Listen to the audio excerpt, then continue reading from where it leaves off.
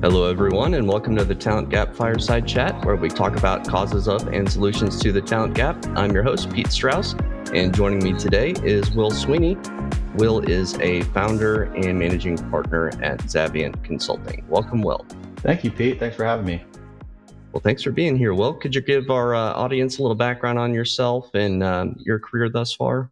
Yeah, sure. So, I think going back, I started my career as an external auditor. So spent some time in the Big Four doing external audit work. So a lot of Sarbanes-Oxley compliance for publicly traded companies.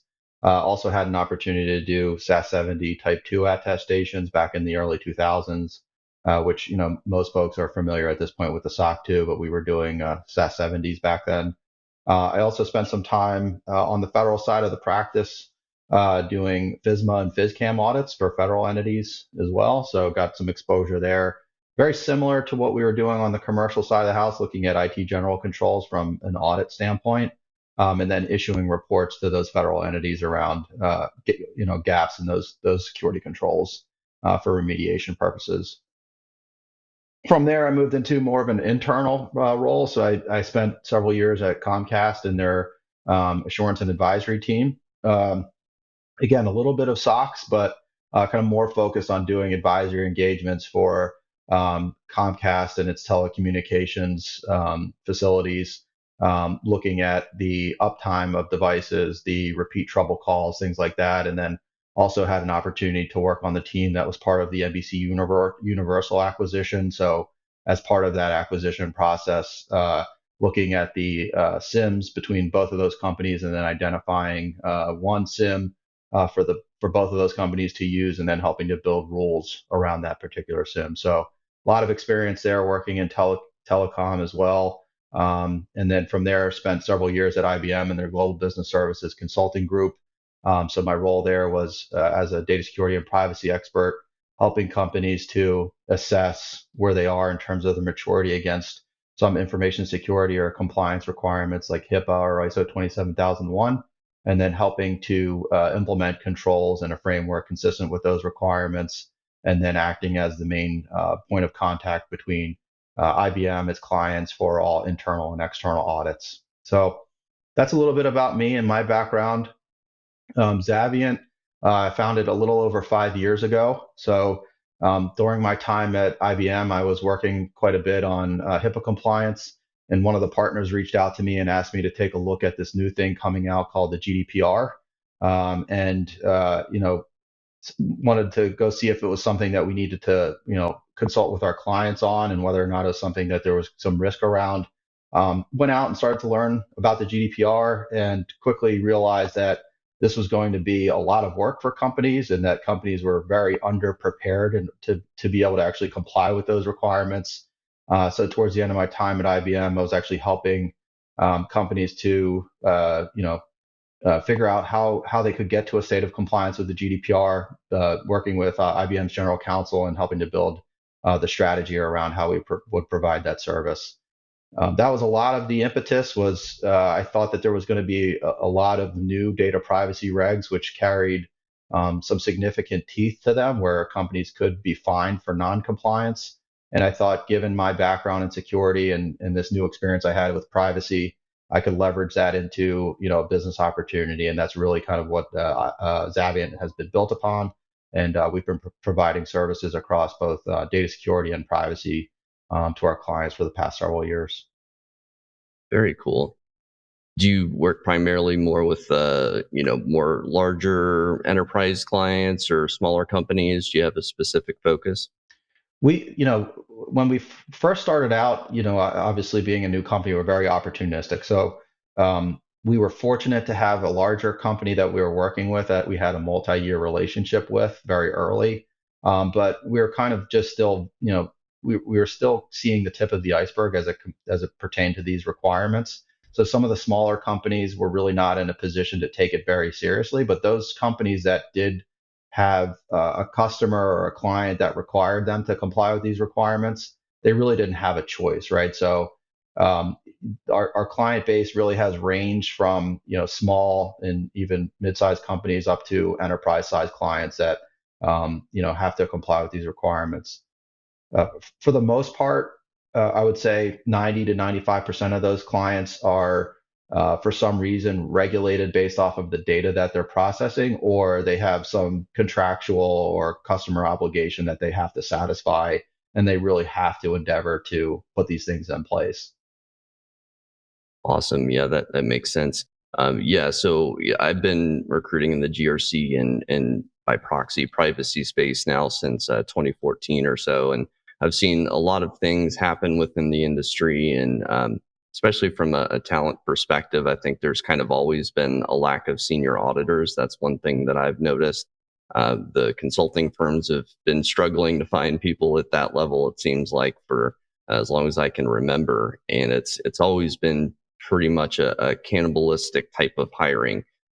Somebody's backfill is somebody's new hire, and that's just the way that it goes. And it's basically a revolving door. Have you seen any similarities or differences in hiring efforts among the big four that you worked for, larger corporation, not from the consulting side, and then founding your own company? Has there been any differences in hiring among those different types of ventures?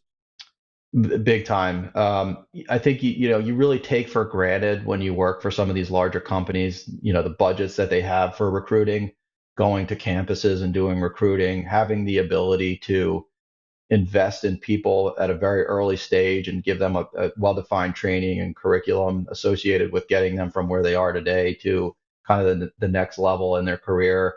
And then when they do kind of move in between those roles, having very well-defined paths of progression for them. So that alone is a big challenge, but we're in a unique space because we're looking for folks that not only have some level of audit experience, but they also need consulting experience. So a big challenge is how do you take somebody who can understand what the gaps are and point out what the gaps are as it pertains to an InfoSec or data privacy set of requirements. And then the second challenge is how do you actually build a roadmap and then actually remediate all of those challenges? It's typically two very different skill sets.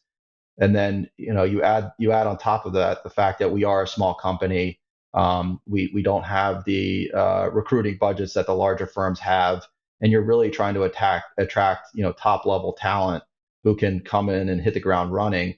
It can be very, very challenging to do that. How have you found some, I guess, successes, assuming you've hired some great people over the years as a smaller company? How have you managed to compete with some of the larger firms out there that have more brand recognition, better benefits, stuff like that?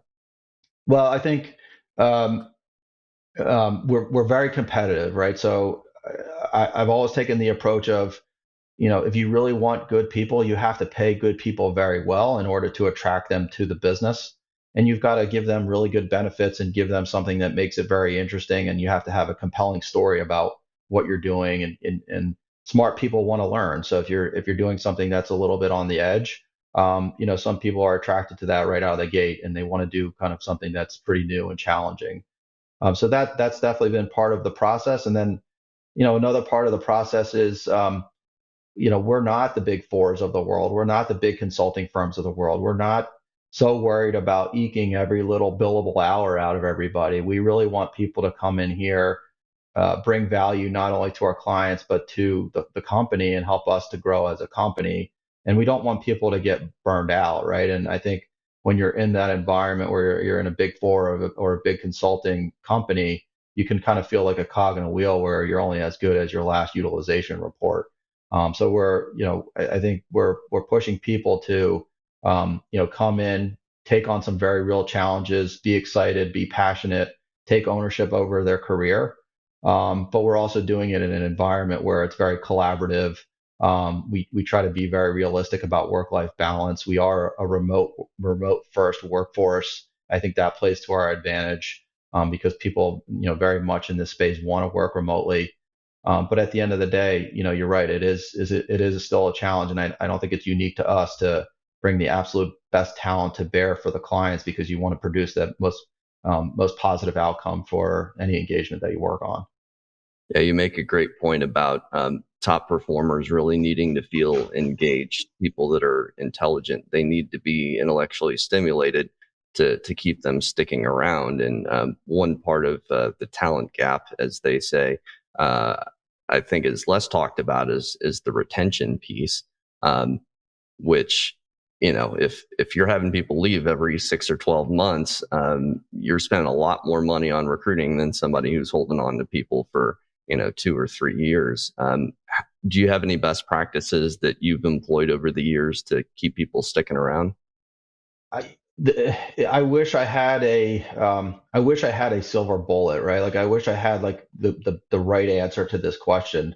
The reality is, we're in a very competitive space, and there's a lot of opportunity there, right? So, if you get someone who's very talented, chances are someone else wants to hire them, and they probably want to pay them more than, maybe you're able to, or you can pay them. So it is definitely a challenge. When it comes to the folks that are really making us go forward, and we're are really bringing that passion and energy all every day, and to the team and to the projects, you've got to make sure that you're giving them exciting work to do. You've got to give them, you know clients that represent a challenge to them. Kind of give them some upward mobility. That's very important. People don't want to stagnate. They always want to be doing something that's going to get them to the next level. And we look for competitive people that are serious about their career growth. So that's kind of been the approach, is just try to get folks really exciting opportunities to work on, build a good culture, understand that people do need a work-life balance, and try to retain the talent in that way. But I'd be lying to you if I said we haven't had turnover as a result of this retention issue. That's, I think, it's industry wide, but in our space, it's even more challenging here. Yeah, I mean, at the end of the day, and I've talked with previous guests about this. There's only so much you can do. If somebody out there is paying double, it's a title increase and stuff like that. It's going to be pretty tough to keep people around. You kind of have to do the best you can with the resources that you have. Like you said, build a strong team culture where people really enjoy the people they work with. That's such a huge retention point that people don't really talk about as much. The conversation is generally around compensation and benefits or hours worked, but it's not about hey, can we build a team full of people that really enjoy working with each other? That can go such a long way. And yeah, in the audit world, especially in GRC, I've noticed sort of the trend that the work is getting more and more commoditized. The it's kind of a race to the bottom on the rates, from what I'm hearing. Hmm. There's a lot of automation platforms popping up now, which are kind of driving that, especially for the smaller companies that just need a SOC 2 Type 1 or something like that, where they just need to knock it out, get that report, and then it's a selling point for their firm, and it's pretty much a must have. So a lot of that's happening, and it can be tough to kind of keep your head above water. I think is probably as a business owner of a consulting firm, where you're not overworking people and people aren't overutilized and stuff like that. Because as long as I've been in the industry, the consulting firms, they've trended, I think, in that direction, to cram people's schedules as full as they possibly can. But the firms that I've worked with over the years that have the best retention are the ones that actually pay attention to people's hours worked. If they're working consistent 50, 60, 65 hour weeks, they're just not going to stick around. People aren't built to work that much. So if you can find a way to charge enough on the client side to where you don't have to load up your auditor schedules, it's just a different way of working, I think. And you're going to pay less in recruiting costs because you're hanging on to people. So it's more of, I think, a long-term vision for recruiting and retention versus short-term. Okay, let's make as much profitability as we can on each engagement, but then let's backfill people when people inevitably leave after 6 or 12 months after they're getting burnt out. So it's great to hear from business owners that have that in mind. I'm thinking of another firm I've worked with based in Tennessee. They do something very similar. Their engagements are less commoditized. Their auditors are treated very well. They have a very tight knit culture. They do events together and stuff like that. And they just have insanely good retention. And they're a mid market firm. It's not like they're too small or too large. But yeah, so obviously we talk a little bit about the talent gap on this podcast, and you've kind of straddled the line between information security, privacy. Do you think the talent gap is a real thing? And maybe you could speak to security side, privacy side, and if so, what does it look like? If not, could you kind of explain what you think? Um, I first of all, it's a real thing, right? It's absolutely a real thing. And I think I read a report a couple of days ago that, where the cybersecurity industry is still short some millions of resources to fill open job roles. So it's a very real thing, right? I don't think anybody would deny that. And it's very real on the privacy side as well. You're talking about, a service and a set of requirements that are very new. The GDPR is only 5 years old. The California regulation is not much, older than that. It's actually, came out in I want to say 2020, and then they revised it recently. So, and now we're seeing more state privacy laws coming online. So, the industry in general, it's very new. So having on the privacy side someone who has been there, done that doesn't really exist. There are people who have done things in privacy, of course, but this is a constantly changing environment. So that there's not like there's some bench of talent out there somewhere where everybody has been doing this for a long time and they're really really good at it. I pride ourselves on the fact that I think we were very early at it, and into it, and we've been able to bring a methodology to the table around privacy that we can actually train resources on so that they can go out and be effective. And we're still trying to execute on that strategy. That's something we still constantly work on. Um, on the cyber side, I think we've been successful filling some of the talent gap because, like I said to you earlier, we aren't those big consulting firms of the world. We do try to compensate people very well, and we try to avoid putting them in a position where they're going to burn out. So I think that that's been attractive to people, and I think the vision and strategy for the business is attractive to people. So we've been able to get talent to support those growth initiatives that we have. But we have to be very selective. And there's a lot of folks out there who have experience as, let's say, a SOC analyst or an auditor, and they may not have the consulting experience, and vice versa. So you've really got to weed through, just to make sure you have the right level of experience for someone to come in and not just be successful for the business, but be successful for themselves.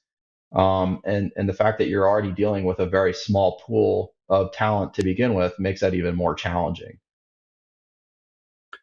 Yeah, and working with consulting firms, it's always been my experience that a consulting firm will really only want to hire away from other consulting firms. Have you ever hired somebody from the internal side and trained them up? We've done that for sure. And we've had it's very interesting because we've had a lot of success hiring from other consulting firms, and then we've also had success hiring people with no consulting experience.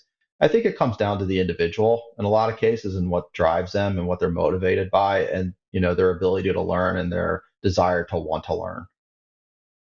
Yeah, that's a great point. It's great to hear that you've actually hired from the internal side, because, like I said, my experience has been quite the opposite. Is that nobody will do that? Could you make a case to that? Say larger or any other consulting firm out there that they've traditionally only hired from other consulting firms.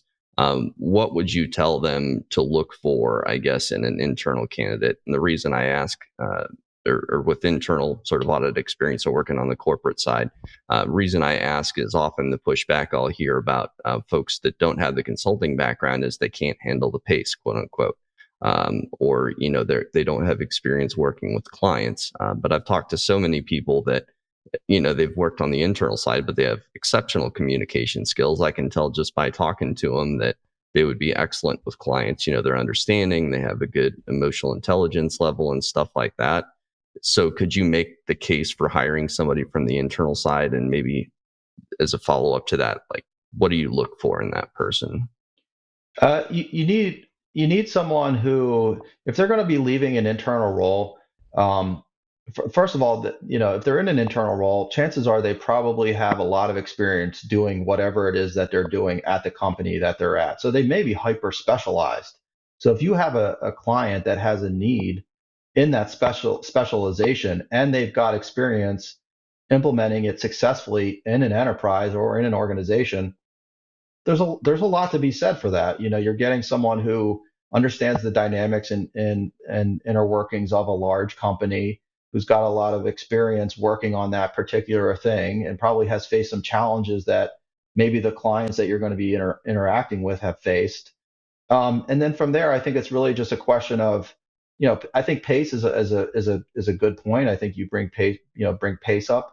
I think pace is a real thing, that when you go from internal to a consulting role, consulting tends to move more quickly. I always joke that sometimes companies hire consultants to do the job that they're supposed to be doing themselves internally. That definitely happens. I think more often than not, though, it's usually some sort of a knowledge deficit. But you need to be able to fill that gap. You need to be able to produce. You need to be able to show value for the time that you're spending and the time that you're billing them. So pace is a very real thing. I think for someone to leave an internal role and be successful in consulting, soft skills is humongous. If you don't have the ability to build rapport with someone, if you don't have the ability to demonstrate your expertise very quickly in a conversation, and have the soft skills to be able to talk across functional levels and functional roles within the business, that's the biggest thing. If you can bring that to the table, if you can take a very dense subject matter, break it down to somebody who may or may not have any understanding of it, make it relatable to them, and it's actionable for them, that's where you can be very successful coming from an internal background. Yep, those are great points. And yeah, I can't count the number of times I've talked to folks on the internal side that, I just knew by, like I said, by talking to them that they would be a great fit for consulting. But my experience has been, if I submit that person's resume to the client, they won't even interview them. It's like, no, please understand, like, I'm doing my due diligence here. This person can do it. Please just talk to them. But usually it doesn't happen. So I think a big driver of the talent gap is just lack of open-mindedness in hiring, getting creative about who you hire, doing what other companies are not doing. That's the way to get really good people that might be traditionally overlooked by your competitors. And those folks, because they haven't been considered by other companies, are going to be your most loyal employees, Hmm. that people willing to fight dragons for you. So We've seen that too, Pete, where we've hired somebody who had absolutely no cybersecurity or privacy experience, had actually transitioned into cybersecurity much later in their professional career, and came in and hit the ground running, and is phenomenal. They just wanted it. They want to learn. They want to meet the clients and work on these projects. I totally agree with you. I think if you have that willingness to bring someone along, and they have the desire, I think there's a lot you can accomplish there. What factors into my decision making around making hires is finding the absolute best possible person, for the open role that we have, and that's really my focus. so how do you define what that best possible person might look like? Do you have like a set list of requirements, be it a job description, or do you list out the intangibles? How do you evaluate somebody and keep it consistent? We do have job descriptions. We always have bring that to the table. We're always coming with a well-defined job description that we work on internally and agree on internally, that this is exactly what we need. And then we have an interview process where we kind of screen to what's in the job description, and then we have a very collaborative process where we're all kind of providing feedback. It's not like I'm just coming in with a magic wand and saying, "Hey, let's hire that person." We are working, all the way from our consultants all the way up to our senior managers to make those decisions and make sure that they align with the goals of the business and exactly what we need in that particular role. Very cool. Yeah, it's good to hear that you're getting feedback from the folks lower on the totem pole, so to speak. I think oftentimes that's lacking in the interview process. You'll often get that top down view of, okay, well, I like this guy's experience in X, Y, and Z, or I like that gal's personality. Let's go ahead and pull the trigger, without consulting the folks that are going to be working with that person day in, day out. Oh Which yeah. again, going back to talking about cohesive teams and retention is super important. If there's a personality clash where you know somebody that's interviewing for the role gets along with half of the team but not the other half, you're setting yourself up for failure, even if their experience looks really good on paper. How do you, I guess, culture fit is something that a lot of people talk about, but often it's not very well defined. And I think sometimes there can be biases that get introduced under the guise of culture fit. How do you assess culture fit and make sure that you're doing it properly? I always try to, and I encourage my team to do the same thing. I always try to get to know the person that I'm interviewing. I'll try to ask them some questions just to help loosen them up as we get into the interview. But also at that time, I'm trying to get a sense for who this person is, what gets them excited, what do they enjoy, probably more importantly, what do they not enjoy. If they don't want if they don't want to travel, as an example, travel is an element that's a part of our job, right? We need to be able to travel, and we need to have the flexibility to do that. If they don't really, a little bit more not interested in meeting new people and taking on new challenges and learning something new and working with a small team, that those are all things that are very important in this role. I try to get to know the person and then kind of dive into some more experiential questions around what their background is, and just try to align that with how do I, knowing the business as well as I do and knowing my team as well as I do, how do I think that they would fit in culturally? Are they going to be somebody that comes in, is very proactive, is seeking opportunity, is seeking to help other people, seeking on the team and the client, seeking to train and learn from other people? Those are really important in our culture here at Zavient. So those are things that I'm always trying to evaluate, and it's not a perfect science. It's a lot easier to ask somebody, have you ever done an ISO 27001 audit? It's a yes or no question, right? And um, trying to define whether or not someone is going to come in and be able to work really well with others and work really well with the client and enjoy that. Um, Obviously essential to that particular role. So you've got to try to figure out a way to kind of bridge that gap and get that sense from the candidates. You bring up a good point about asking them questions about themselves to kind of get them loosened up and get to know the person a little bit. I think oftentimes interviews can kind of feel adversarial, and I don't think you get the best out of people when that happens. If somebody feels like they're going through an inquisition, Hmm. you're not going to get the best out of them. They're going to be on their heels, very stressed out. You'll see them sometimes start sweating. Had a Hmm. guy do that when I worked for an audit firm back in the day. He ended up getting the job, but he said he was terrified. It was very intimidating. Anything you can do to keep that to a minimum and get the best out of people. Obviously, you still need like a baseline of social skills and ability to handle stress and things like that.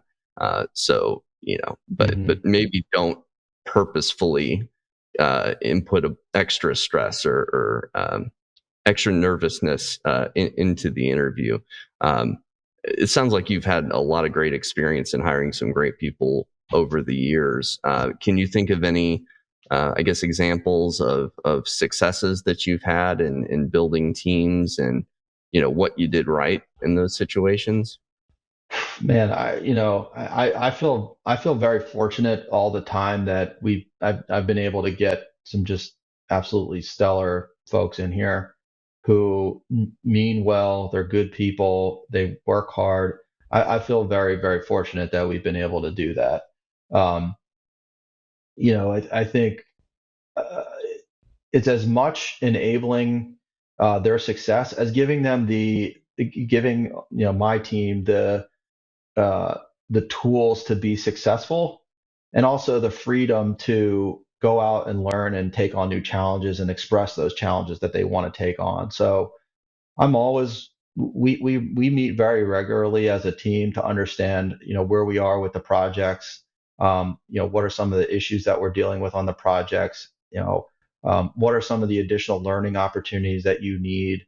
How do we get you more involved with something that maybe is not just your day job, even business development or marketing, whatever that is. Try to get them involved with different elements of the business so that they can get excited about those things. Interviewing is one of those things. Um, I think that that's really helped us to build a successful team. And then also, when someone is working very hard, very diligently, and is doing a phenomenal job, is recognizing that, um, both from me one on one, but also celebrating those successes as a team on our regular calls. That has really kind of helped us to build, a strong team that I hope everybody, feels comfortable and enjoys what they're doing, and is feeling like they're that they see that it means a lot to me personally as well as professionally what they're doing every day. It's great to hear. Yeah, I'm reminded of a quote. I forget who said it, but criticize privately, praise publicly. Right. I think generally that's a very good uh, practice. And I've seen the opposite happen where people were criticized publicly and really not praised at all, or if they were, it was minor and privately. And I've seen what that can cause in terms of toxic work culture and things like that.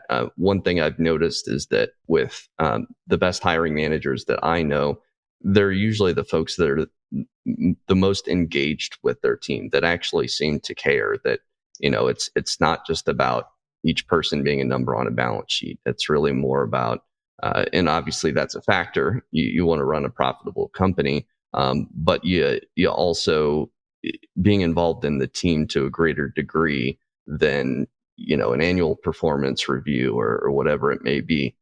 You mentioned that you kind of do pretty regular touch points, with your employees. Is that like a formalized thing that you do, or is it more informal? We do both, and then we also do regular team meetings as well. So getting everybody together to talk about, we call it personal and professional positives. So on a weekly basis, we talk about some personal positive and as well as some professional positive that they experienced from the week prior. And then we also have regular kind of informal touch points because again, we are a remote workforce. I try to schedule one-on-ones with everybody just to check in with them and see how they're doing. And then we have kind of a regular process, more formalized, where we're actually providing feedback and additional areas of opportunity, and growth opportunity for our folks. Yeah, and I'd imagine with the more formal sit downs, it's probably more about, career growth, what, certification you need to get next, advance and stuff like that. Do you have any opinions? I assume you do on certs versus education versus experience in your corner of the, security and privacy world. Experience. Certs are great. I think certs are great, but if you've got experience working on a lot of problems and you're a good problem solver, um, just because you have a certification that says you can do a thing doesn't necessarily always mean that you're able to do that specific thing. I think there's a balance there, but for me, experience is more important than certs. But the certs are a good way if you're in an interview process or you're trying to identify candidates. The cert is a good way to kind of say, okay, this person has taken on this challenge and been successful. and they've got some domain knowledge in this area, which is a good, step in the right direction. It's not a it's definitely not a deal breaker one way or another for me if someone has a cert. I've seen people with 30 certs on their resume, and not been as effective as people with one or two, right? So I again, I think it's probably, I would lean towards experience. Yeah, that's pretty concurrent with most hiring managers I've talked to over the years. It's really more about what you've done. Do you understand, the role that you're interviewing for, and is it something that you could do, tomorrow if you started tomorrow, Hmm. versus all the letters behind your name. I have noticed that it seems like in the GRC space more so than some of the more technical disciplines. It seems that certs are a little bit more important, and the way I see it is probably because the consulting firms are trying to sell work by saying, our people have X, Y, and Z certifications. That's a way for us to kind of differentiate ourselves, as a consulting firm. Yeah, Um, I recall in my Big Four days, the certs being a factor in the rates as well. So I'm guessing that's probably part of it also. But it's funny. I would actually think that it would be the opposite, where if you were working in a very technical role, that the cert would actually be more important because those technical certs tend to be a little bit more difficult to come by. But maybe that's subjective. I don't know. Yeah, the way I see it is with the more technical things, you could have experience with a certain technology stack 10 years ago, and Mm, maybe you got that cert, but it doesn't mean anything today because so much has changed. mm, That's why I think the more practical certifications like the OSCP, can you actually break into a box? That tells you much more about somebody's ability than, do they understand the theory or some keywords or whatever it may be. So I've been a big proponent in general of hiring for experience and recognizing potential versus just looking for a certain number of letters behind somebody's name. yeah, Um, makes sense. yeah, yeah. So, are there any other, I guess, specific challenges you can think of over the years that you've overcome, especially as it relates to hiring? Some big accomplishments where you felt like you really overcame something. Um, there's probably 100 different things that I've had that could come to mind here. Um, I think at this stage I've really started to hone what makes someone successful at Savient. And, you know, 5 years ago or 5.5 years ago, I was excited that anybody even wanted to come work for Zavient, so, um, I think, um, the things that I looked for, 5.5 years ago versus what I'm looking for now are totally different. I've learned through experience on a lot of different things. Um, you know, if someone has one type of experience, let's say an audit, it doesn't always necessarily transition very well to privacy, right? And just because someone is very smart and very good at one thing, that doesn't necessarily mean that they're going to be equally as strong at something else.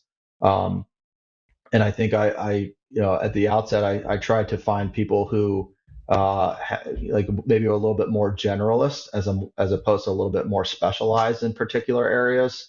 Whereas now I'm starting to look at people and kind of take them for what they are explicitly telling you that they're very, very good at, and understanding that they may not be very good at something else, and it's probably not appropriate to put them into that position because they're probably not going to be successful, um, either for you or for themselves. So I've learned to, I would say, be a little bit more focused on um, identifying who would be really good for a role based off of what they're explicitly telling you that that's where their experience is, as opposed to trying to bring somebody in and saying, hey, we have a need over here. Can you go wear that other hat too? So that's been something that I've learned through experience, and maybe that sounds like common sense, but it was definitely something that at the beginning, um, because I pride myself on being able to do a lot of different things. Um, I realized that it's not fair to put someone into that position if they don't have that experience or that background or the desire to be successful in that area. Um, Have you ever cross-trained somebody though to where, they didn't start off doing that one thing, but they ended up actually being very successful in that different role? Oh, definitely. Yeah. And again, like I said to you earlier, I think I've been extremely fortunate to have some phenomenal people here who have been able to cross train. But it's important to recognize who has that capability and who does not have that capability. And then as a leader, it's your job to put those people in the positions to be successful, and empower them to do what it is that they are very, very good at, but also what they want to do. If you put somebody in a position where you're trying to cross train them into something else that they're not very good at and they don't really want to do it, that's not a good idea, right? It's again, maybe some of this sounds like common sense, but I'm always going to give people the ability and opportunity to cross train. But some people, that's just really not what they're looking for. But again, I'm going to encourage people to stretch themselves as much as they feel comfortable with. That's great. Yeah. And one thing I think that a lot of hiring teams or hiring managers don't do is just ask. Just ask people, are you interested in doing this thing versus just kind of, assuming. Hmm. Because I do talk to some people as a recruiter, they're like, yeah, they're having me work on all this work I don't want to do. And nobody really consulted me. Well, as soon as that happens, or promises weren't upheld where they were told during the interview process, yeah, you're going to be doing this one thing. And then as soon as they get on board, they're doing something completely different. Yeah. Often it'll happen when, somebody's like promised that they're going to do SOC 2 audits. And instead they put them on high trust, and nobody likes doing high trust. I've actually I've seen the other way too, right? Where you have a candidate who will tell you, "Oh, I can do all that stuff. Sure, I can do that. I can do this. I can do that." And it's just like, what what are you great at? What do you really like to do? Because on the flip side, once you get somebody onboarded, you you you quickly identify what it is that they're very, very good at. And then if that's not something that's very well aligned to what you're trying to do and you need that person to be successful at, that's not a good recipe either. So I think that, for the candidates too, it's important to be honest with yourself and with the person that is interviewing you. Where are your interests and what do you feel like you're really, really good at? As opposed to saying, oh, I can do ISO and I can do SOX and I can do HIPAA and I can do high trust and I can do them all better than anybody, and that's something else that I've seen as well. How do you evaluate or weed out overconfidence? Do you ask, pointed questions in the interview process to figure out that sort of thing? I do if it's something that I'm familiar enough with that I can have that conversation and go a few layers deep. I will have that conversation. And then the other thing I'll ask people is, hey, I see on your resume that it says you know ISO 27001, but it also says NIST 800 171. Give me an idea on a scale 1 to 10, how strong are you in ISO versus NIST? Give me a range, so that I can kind of, get some level of understanding of how they view themselves. And again, if I can ask those second level or third level detailed questions about that expertise, then I try to do that. But again, I would encourage people that are looking for roles, and I know it's challenging because everybody wants to get the job when they go in for an interview. You should be looking at the position as much as, is this company a good fit for me, as much as the person interviewing you should be thinking about, is this person a good fit for the company? Yeah, I think there's a tendency too, if you're on the candidate side and you really want a job and you're super excited about the company and the hiring manager and all that, and you're in the interview and they ask you the question, how strong are you in this area? I think the tendency is, well, I want to knock their socks off. I want to tell them what they want to hear. And I would generally advise people not to do that. Totally agree. Be honest with where your abilities are. And a great way to kind of flip it is, I'm not as strong in that area as I'd like to be. Here's what I have done, and then think about something that's like a transferable or relatable skill, or something that you've done that's adjacent to that thing that they want you to have experience with. And that shows your ability to adapt and overcome and think quickly and problem solve and all those things. But also you're not lying or Totally. misrepresenting yourself. And same goes on, the hiring side too. Like I mentioned before, setting people up for failure is not being honest in the interview process about what they're going to be doing day to day, or what expectations are going to be. Talked about that in other podcast episodes where if expectations were set that you're going to hit X, Y, and Z goal by 6 months, but then all of a sudden they move that date up and you're supposed to hit those goals in 90 days, that becomes almost impossible in the mind of that person. And then, they're burning out quicker than ever because the expectations were mismanaged or not set appropriately. So yeah, we're coming up on time here. Just one last question for you, Will. Is there anything that we are not talking about in the industry, but that we should be, especially as it relates to hiring? Yeah, that's a good question.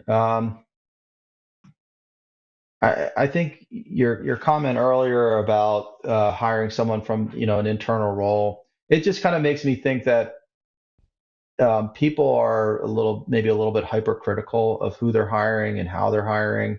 I think we've had some successes. We've had some success hiring people that have come from a variety of different backgrounds and experience, and I would encourage folks to think about that a little bit harder. Um, I think in terms of what's occurring in the industry now, I actually had this conversation earlier today. I think that the concept of what makes a very successful CISO is changing, where CISOs, I think, typically came from more of an engineering or very technical background. I think that it's a little bit more common nowadays where they come from more of a GRC background or even a legal or compliance background. So I think that particular role is evolving.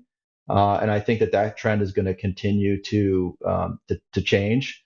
And I'm interested to see how the CISOs in 2024 and 2025, how they look and what their background and expertise actually looks like. Um, and then I also think that given some of these new requirements, we're going to continue to see the demand for these roles, growing. And I think we're also going to see that there's going to be a shortage of talented resources out there who can work or want to work internally for a company. And I think companies will be more willing to engage with consultants and third-party companies who bring those expertise and those resources to bear for them, and can have someone like a virtual CISO actually working with them as a service provider or a qualified individual, which is required by some of these new regs that are coming along. So I think that there's going to continue to be a lot of opportunity in the space. And I think that, it'll be very interesting to see how some of these different roles kind of change and evolve over the coming years. But my personal view is I think a lot of it's going to be driven by additional regulatory oversight and enforcement activity.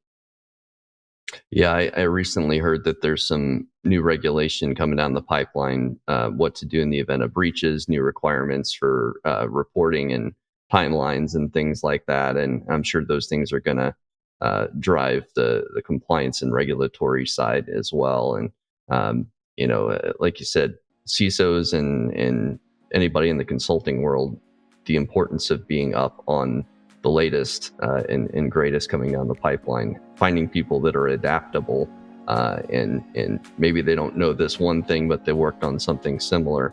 Kind of goes back to our discussion from earlier about being open-minded and hiring, finding people that have the intangibles that can learn and recognize patterns and figure things out. Super important. So Yeah. Those are great points. Well, thank you for being on, Will. If people want to follow you or your company, Zavient, how can they reach out to you guys? Yeah, no, and thank you for having me again. Our website is zavient.com, Zaviant.com, and I am on LinkedIn as Will Sweeney. So please add me there and follow me there. And yeah, Peter, just thank you very much for giving me the platform to meet with your audience and talk about this stuff today. I think it's extremely important. I think it's very exciting for both of us. We've got some fun challenges ahead of us. Absolutely. Thanks, Will. All right, Thanks, Pete. everybody. Have a great day.